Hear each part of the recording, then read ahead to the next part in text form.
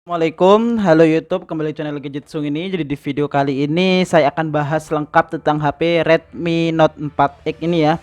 Jadi kalau untuk saya di tahun 2020 ini gimana kesan dan pesan saya untuk HP Redmi Note 4X, nanti kita akan bahas di 3 sesi ya. Pertama kelebihan dan kekurangan, kedua kesimpulan, dan yang ketiga kita akan tes game ya. Tes gamenya mungkin nggak akan saya tes game berat-berat banget, tapi cukuplah dengan performa itu kita akan tahu gimana kualitas dari HP ini ya.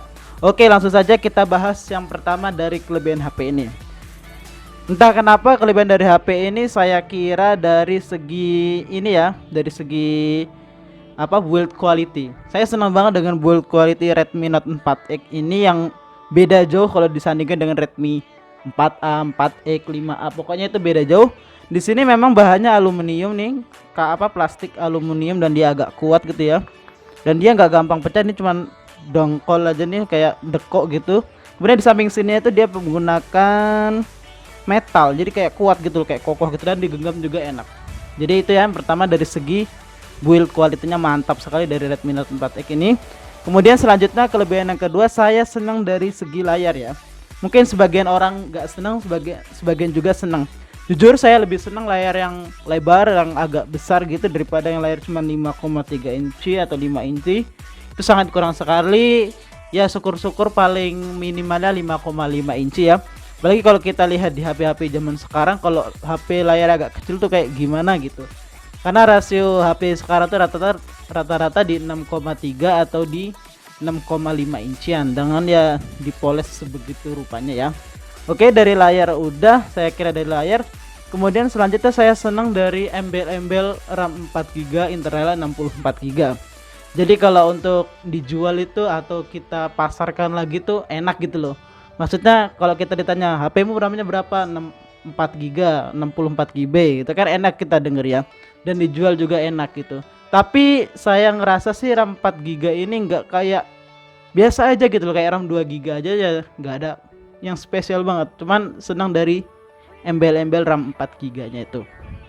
Oke, jadi selanjutnya saya akan bahas tentang kelemahan atau kekurangan dari HP ini. Kekurangan dari HP ini kayaknya lebih banyak kekurangannya ya daripada kelebihannya ya. Kekurangan yang pertama dari segi kamera depan hanya 5 megapiksel ya.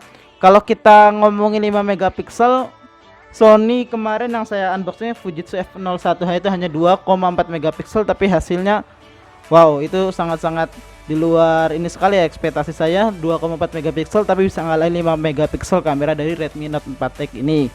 Kemudian dari segi kameranya kurang bagus banget, 13 megapiksel pun ya biasa aja, dengan padahal kameranya kayak gede banget itu ya kan, kayak lebar tapi kok kayak kosong gitu loh, kayak nggak ada isinya gitu loh. Itulah kameranya kurang. Kemudian yang kedua dari segi prosesornya. Kalau agak-agak mungkin yang pakai prosesor Snapdragon mungkin masih enak ya, karena dia menggunakan prosesor Snapdragon 625, yang mana itu terkenal prosesor sangat dingin dan adem, irit baterai, enak lah pokoknya 625. Tapi kalau yang versi MediaTek MT6797 itu panas. Saya pakai buat sosmed, YouTube, buka kamera, panas dia dan udah mulai hangat-hangat gitu loh. Nah ini saja saya cuman home kesini home gini aja udah mulai hangat kerasa ya. Mungkin karena dari bahannya aluminium dan juga prosesor panas, jadi sangat terasa sekali. Kemudian selanjutnya yang ketiga, saya nggak senang dia garansi ini ya, distributor. Maksudnya distributor kan kalau untuk HP-HP zaman sekarang kan nggak apa-apa gitu, karena kita sudah pakai setelah 18 April, jadi masih bisa digunakan, sinyal pun masih ada. Ini saya sengaja menggunakan pesawat ya. Di sini saya menggunakan sinyal dan dia masih kebaca. Itu garansi distributor. Kalau agan-agan mau beli 2020 HP baru garansi distributor, mungkin nggak akan ada sinyal, tapi ya biasanya beda counter, beda penjual, sudah diaktifkan atau sudah dibuka dulu dusnya baru diaktifkan. Udah itu aja ya dari kekurangannya ya. Menurut saya sih itu kekurangannya lebih banyak lah daripada kelebihannya dari HP ini. Nah itulah alasan mungkin kenapa HP ini mulai ditinggalkan, mulai kurang banyak peminatnya, karena dari segi itu ya, banyak kekurangannya, panas, nggak enak, garansinya distributor. Terus harga jualnya satu lagi ya kan, saya kasih tahu harga jual HP ini tuh sangat turun sekali. Saya dulu di tahun 2017 pernah beli HP ini ya, bener saya sekitar 2.500.000, yang mana saya jual di harga 1.600.000. Itu pun saya sudah pakai 2 bulan atau 3 bulan.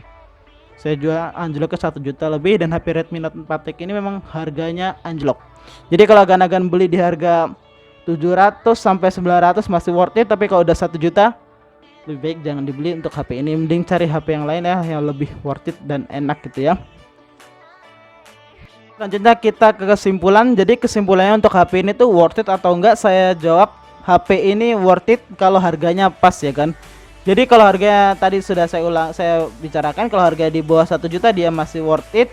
Untuk jadi daily driver bagus nggak bang? Bagus untuk daily driver, tapi nggak untuk game berat. Maksudnya kayak untuk game Mobile Legend, PUBG, Free Fire mungkin dia akan panas dan agak sedikit crash. Tadi saya juga sudah bermain Marvel Super War ini berapa 2 game atau 1 game, 2 game. Itu agak panas-panas dan dia minta nurunin frame rate ininya ya. Jadi kurang bagus juga. Jadi ya pokoknya kalau buat game kurang enak lah. Oke, selanjutnya kita akan coba di tes game dari HP ini. Saya cuma install 2 game ya. Ini Kredivo bukan game ya kan. Saya cuma install Shadow Fight 3 dan Marvel Super War. Langsung saja kita ke Shadow Fight 3. Nanti saya akan input dalam in-game-nya. Let's go.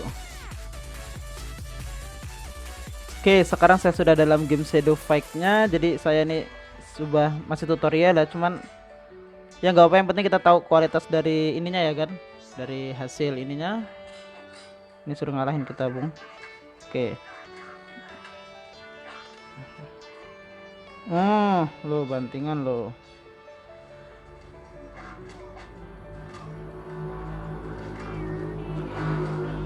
Kalau untuk hasilnya kayak agak patah-patah lag gitu ya kan, karena ini sudah panas. Tadi saya juga nyelesain downloadan dan tutorialnya. Saya coba end-kan dulu ya. Tuh, agak frame drop ini ya, lumayan parah ya.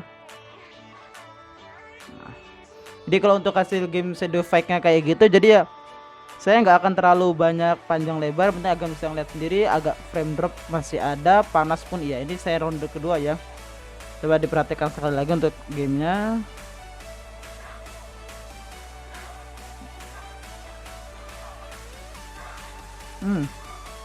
Fatality.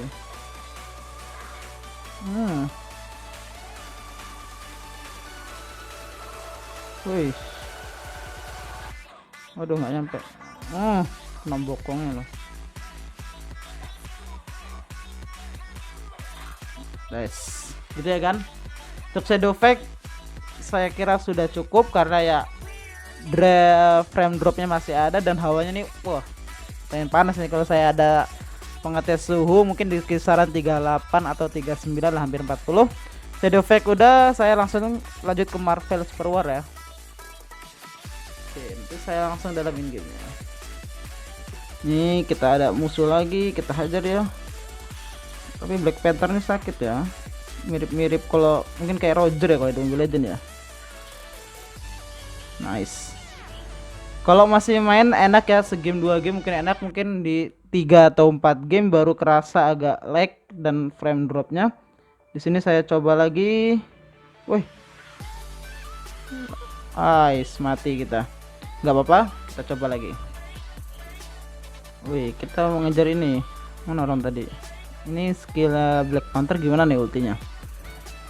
Saya belum terlalu paham banget lah main game ini. Mungkin yang saya sering mainkan tuh si Hulk, Ant-Man, sama siapa yang paling OP tuh? Thanos ya, dia paling OP kalau di sini. Dia semut sih, masih enak sih kalau dipakai buat game-game gini, tapi ya nggak terlalu buat ngepush sampai 4 atau 7 game. Mungkin ya dia agak lag parah tuh. Oh, ini apa nih? Terus saya kasih tahu buat kayak pemberitahuan itu ya. Oke, jadi beginilah nih ya, kayak ada pemberitahuan di sini. Saya selesaikan dulu ya ini. Sakit ya. Nah, ini dia pemberitahuannya nih. Frame rate perangkatmu saat ini sangat berfluktuasi. Kami sarankan untuk menurunkan pengaturan grafikmu. Sering banget dapat ini ya, dapat chat seperti ini. Jadi untuk menurunkan grafiknya karena mungkin terlalu besar ya. Itu dia. Oke, cukup sekian lah dari review dari Marvel Super War. Saya kira dia masih bisa untuk 2 atau 3 game masih worth it untuk dipakai. Cuma untuk 5 game saya kira enggak. Oke. udah. Ini tuh suaranya juga udah agak lag-lag ya. Oke, jadi begitulah, ini maaf ya saya sambil cas karena HP-nya baterainya tuh agak drop dia kayaknya mungkin. Padahal saya record ini di 49% loh, tapi kok tinggal habis gitu dan dia minta cas. Oke, jadi begitulah review singkat dari HP Redmi Note 4X yang saya kira buat daily driver cocok, tapi buat gaming nggak terlalu cocok karena prosesornya MediaTek yang terkenal panas dan juga agak frame drop parah ketika baterainya ini ya mau habis dan juga prosesor panas, mesinnya panas, ini kurang enak jadi. Oke, begitulah review singkat dari HP Redmi Note 4X. Cukup sekian reviewnya dan terima kasih.